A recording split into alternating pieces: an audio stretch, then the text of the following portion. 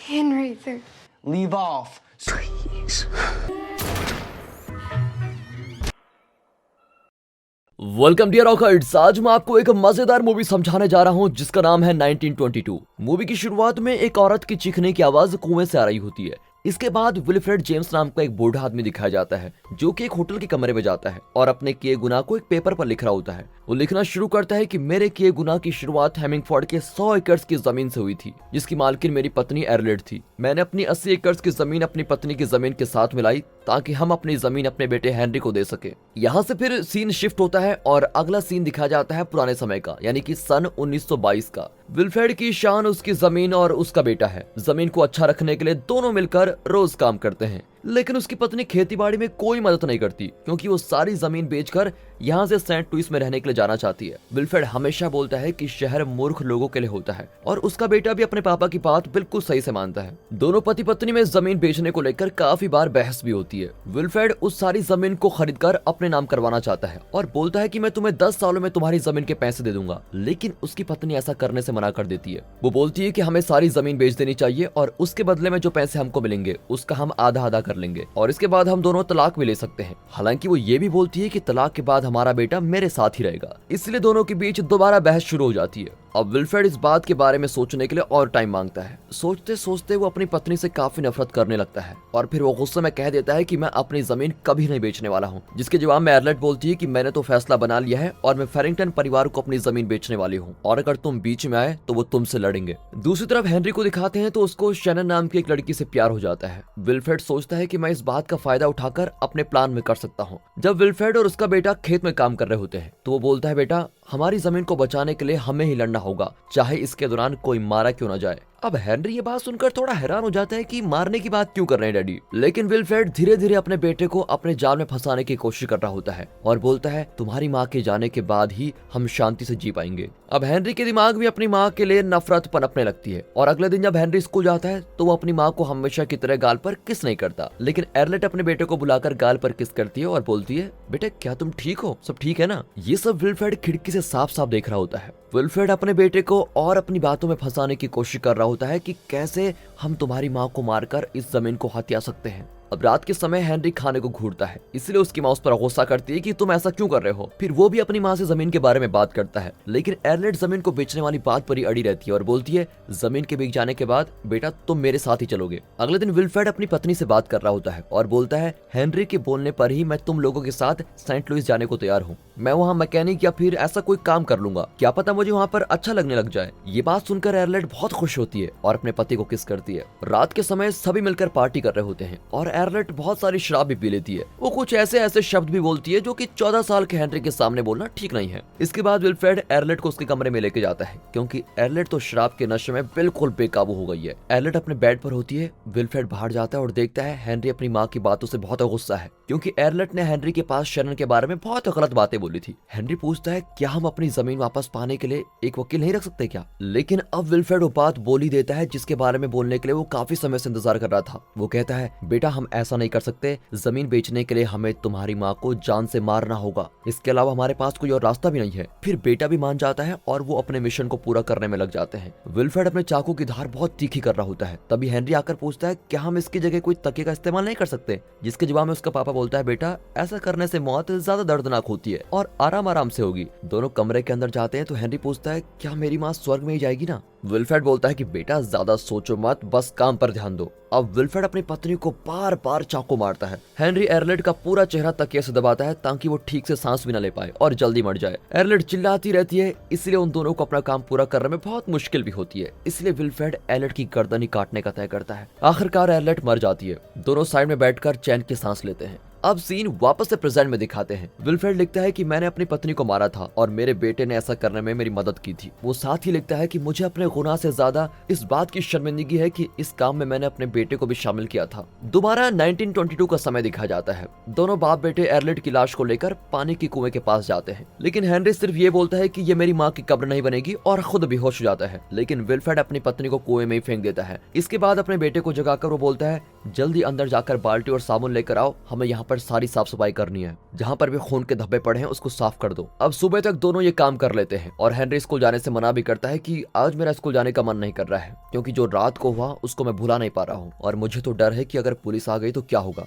उसको ये भी डर होता है कि कहीं शैनन को पता न चल जाए, क्योंकि वो मेरे बहुत करीब है। फिर विल्फ्रेड कुएं को देखता है, उसकी पत्नी चूहों का खाना बन गई है, कुछ तो उसके मुंह पे भी घुस गए हैं। फिर विल्फ्रेड चूहों को भगाने की कोशिश करता है और इसके बाद एरलेट के कमरे का बिस्तर बदल ही देता है। वो कमरे की साफ सफाई कर लेता है और एरलेट के कपड़े फेंक देता है ताकि किसी को कोई शक न हो। अब खेत में काम करते वक्त एक कार आती है जिसमें फेरिंगटन परिवार का एक आदमी आता है और वो एरलेट के बारे में पूछता है, लेकिन विल्फ्रेड जमीन को ना बेचने की बात बोलता है और कहता है कि एरलेट तो यहाँ से कब की जा चुकी है। दोनों बाप बेटे फिर उसको मिलकर समझाते हैं कि एरलेट सभी चीजों से तंग आ चुकी थी, इसलिए वो यहाँ से चली गई है। लेकिन वो आदमी भी जाने से पहले बोलता है कि मुझे यहाँ पर दाल में कुछ काला लग रहा है और मैं वापस जरूर आऊंगा। अब कुछ दिनों बाद बाप बेटा तय करते हैं कि कुएं को ऐसा छोड़ना खतरे से खाली नहीं है, इसलिए हमें कुछ करना चाहिए ताकि एरलेट की लाश दिखाई न दे। वो एक बड़ी गाय को कुएं में डालकर गाय को मार डालते हैं और इसके बाद लाश को मिट्टी और कीचड़ से ढक देते हैं। कुछ समय बाद वहाँ पुलिस आ जाती है और घर की जांच करती है। हेनरी तो कुछ बहुत बढ़िया बहाने बनाता है जिससे पुलिस वाले उसकी बात पर विश्वास कर ले। अब दोनों की जिंदगी बहुत अच्छी चल रही होती है, दोनों साथ में खाते पीते हैं, साथ में काम करते हैं और एक दूसरे के बीच उन्होंने अच्छा रिश्ता बनाया हुआ है। दोनों मस्त खेत में काम करते हैं। एक दिन शैनन उनके घर पर आई होती है और हेनरी के पापा से बात करना चाहती है। वो बोलती है कि आजकल हेनरी पता नहीं पहला जैसा क्यों व्यवहार नहीं कर रहा है, वो बहुत अकेले रहना पसंद करता है और बहुत ही चुपचाप भी रहता है। जवाब में विल्फ्रेड बोलता है कि मुझे लगता है आजकल मेरा हेनरी अपनी माँ को बहुत मिस कर रहा है और साथ ही जब से उसकी माँ एरलेट चली गई है तब से हम अपने खेत के काम में बहुत ज्यादा व्यस्त हो गए हैं।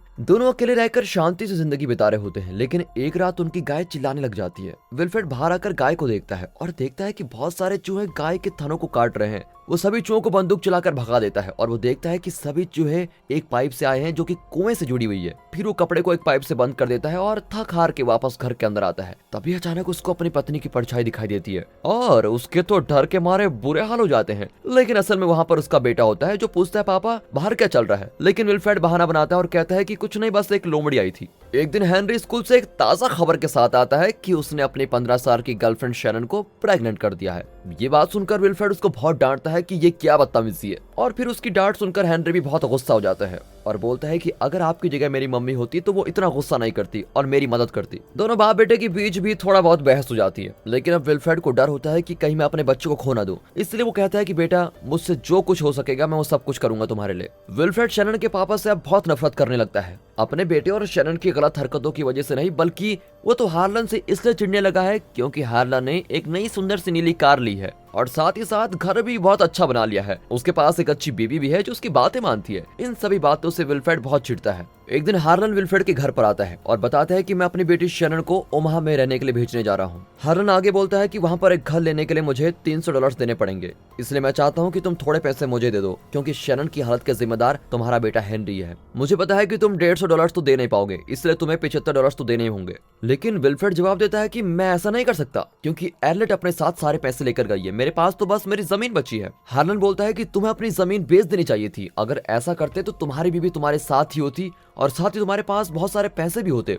अब ये सारी बात विल्फ्रेड अपने बेटे हेनरी को बताता है। इसके जवाब में हेनरी बोलता है कि वो ऐसे कैसे मेरी शैनन को मुझसे दूर भेज सकते हैं। विल्फ्रेड अपने बेटे को समझाता है, लेकिन हेनरी समझने का नाम ही नहीं लेता और बोलता है मुझे अब जो करना है वो सब मैं अपनी मर्जी से कर सकता हूँ, मुझे कुछ समझाने की जरूरत नहीं है। हेनरी सारा इल्जाम अपने पापा पर लगा देता है और बोलता है कि हमारे पास और भी रास्ते थे, हमने माँ को मारकर गलत किया। अगले दिन हेनरी बिना किसी बहसबाजी के स्कूल चला जाता है और विल्फ्रेड घर में इधर उधर पैसे ढूंढने लगता है। हालांकि हार्लन को देने के लिए अभी भी उसके पास $35 की कमी है। इसके बाद वो हेमिंगफोर्ड होम्स में $35 का लोन लेने के लिए जाता है, लेकिन बैंक में उसको बोला जाता है कि हम तुम्हें $75 का लोन देने को तैयार हैं, तुम उन पैसों की मदद से अपने घर की मरम्मत भी करवा सकते हो। जिसके जवाब में विल्फ्रेड बोलता है कि सर मैं इस बारे में अपने बेटे से बात करूंगा और फिर वापस यहाँ पर आऊंगा। हेनरी ने अब अपना नाम चेंज कर दिया है और हैंक रख दिया है। हैंक ट्रक चुराकर भाग चुका है। ये सभी बातें विल्फ्रेड को एक खत से पता लगती है जो उसको लोन वाली जगह से वापस आके मिलता है। लेटर में ये भी लिखा है कि पापा अगर आपने मुझे ढूंढने की कोशिश की तो जो भी मेरी माँ के साथ हुआ वो मैं पुलिस को बता दूंगा।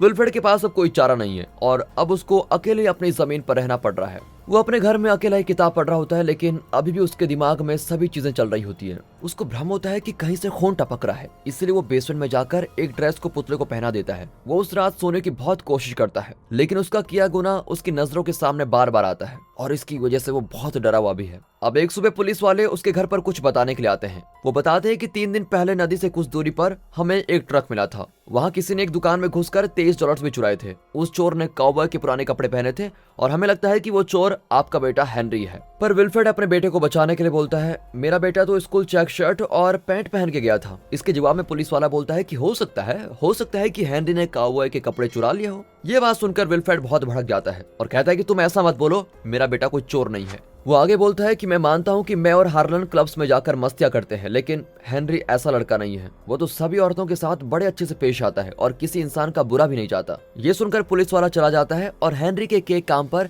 ज्यादा ध्यान नहीं देता। अगले दिन विल्फ्रेड लोन लेने के लिए तैयार है। वो लोन कंपनी में जाता है और $750 का लोन ले लेता है ताकि आने वाली सर्दियों से पहले ही वो अपने घर की मरम्मत करवा सके। अब विल्फ्रेड अपना कुछ सामान निकाल रहा होता है, लेकिन तभी उसको एक चूहा काट लेता है। वो जल्दी से चूहे को हटा देता है, लेकिन उस चूहे ने बहुत ज्यादा गहरा जख्म बना दिया है। फिर विल्फ्रेड उस जख्म को धोता है।